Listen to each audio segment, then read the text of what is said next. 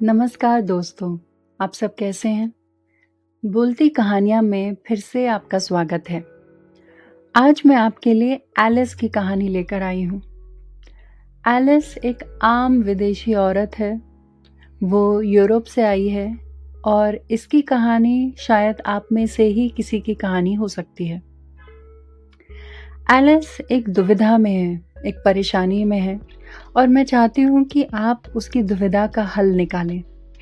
और उसकी दुविधा का हल निकालने के लिए यानी कि उसकी डिलेमा का हल निकालने के लिए आपको उसकी ये कहानी पूरी सुननी पड़ेगी।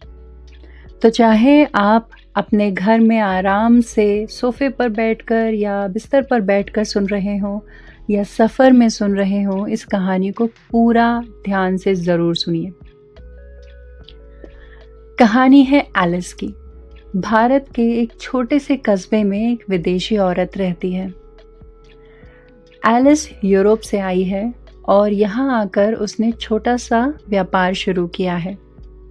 वो रंग बिरंगे कपड़ों की दुकान चलाती है। लोग उसकी दुकान पर आते हैं, बातें करते हैं और अक्सर ये देखकर हैरान हो जाते हैं कि एक विदेशी औरत इतने छोटे से शहर में कैसे रह रही है, कैसे इतनी अच्छी दुकान चला रही है और कैसे काफ़ी अच्छी हिंदी बोल रही है। एलिस शहर में एक किराए के मकान में रहती है। घर ज़्यादा बड़ा नहीं है लेकिन साफ सुथरा और आरामदायक है। खाना बनाने और सफाई करने के लिए उसने एक काम वाली बाई रखी है। उसका नाम है कमला। कमला निचली जाति की है।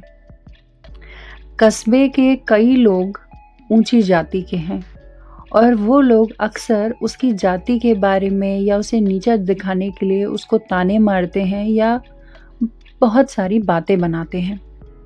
मगर एलिस को इन बातों से कोई फर्क नहीं पड़ता है।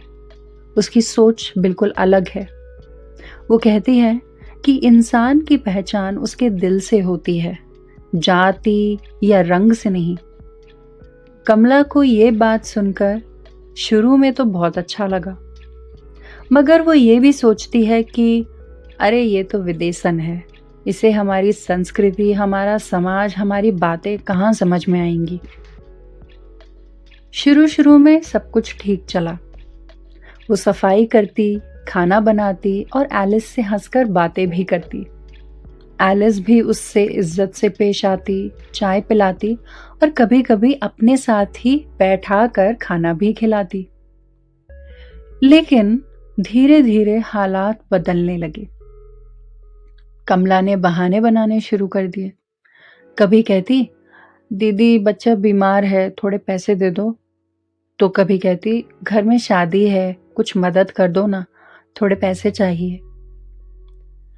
एलिस को पहले लगा कि सचमुच मदद करनी चाहिए, लेकिन ये बहाने हर हफ्ते आने लगे।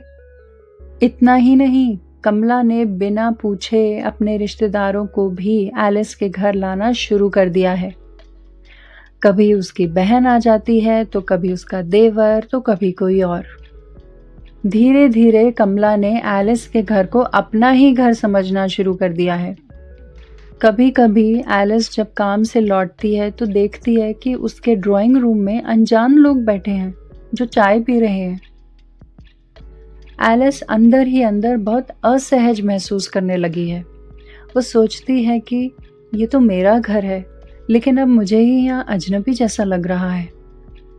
कमला का व्यवहार भी बदलने लगा है। अब वो बहुत ज़्यादा खुलकर बातें करने लगी है। कभी मजाक में ऊंची आवाज़ में बोलती है और कभी एलिस के सामान को बिना पूछे इस्तेमाल कर लेती है। एलिस इस बात से दुखी है। कुछ महीनों पहले एलिस ने सोचा, दया करना अच्छा है, लेकिन हर समय ना न कहना भी ठीक नहीं है। लोग अगर मेरी चुप्पी को कमजोरी समझ लेंगे तो बात हाथ से निकल जाएगी, जैसे अभी निकल चुकी है। एलिस किसी को दुखी नहीं करना चाहती थी। वो जानती थी कि कमला गरीब है और लोग उसके साथ अच्छा बर्ताव नहीं करते हैं क्योंकि वो निचली जाति की है। इसलिए एलिस हमेशा सोचती थी कि अगर मैं भी सख्ती करूंगी तो शायद ये भी मुझे बुरा समझेगी। शायद कमला सोचेगी कि मैं भी बाकी लोगों की तरह हूँ। मगर एलिस ने तय किया कि अब उसे धीरे-धीरे लेकिन साफ तरीके से कमला से बात करनी ही होगी। उसे अपनी सीमाएं तय करनी होंगी। तो एलिस ने जैसे-तैसे आराम से कमला को अपने सामने बैठाकर बात की। मगर एलिस दिल से बहुत अच्छी है। वो सबसे प्यार से बात करती है, तो वो शायद अपनी बात अच्छे से सामने नहीं रख पाई, क्योंकि उसने देखा कि कुछ दिनों बाद ही कमला दोबारा वैसा ही बर्ताव करने लगी है। कुछ भी नहीं बदला, सब कुछ अब भी वैसा का वैसा ही है। और अब एलिस अंदर से घुटन महसूस करने लगी है। उसे लगता है मानो उसके घर की दीवारें अब उसकी नहीं रही। उसका अपना पर्सनल स्पेस, अपना आराम, सब कुछ छिन गया है। एलिस को समझ नहीं आ रहा है कि वो क्या करे, किस तरह से बात करे, कैसे कहे, कहीं वो बुरी ना बन जाए, कहीं कमला उसे गलत ना समझ ले। एलिस ऐसा क्या कहे, हिंदी में या अंग्रेजी में भी ऐसा क्या कहे जो कमला उसकी बात समझ ले।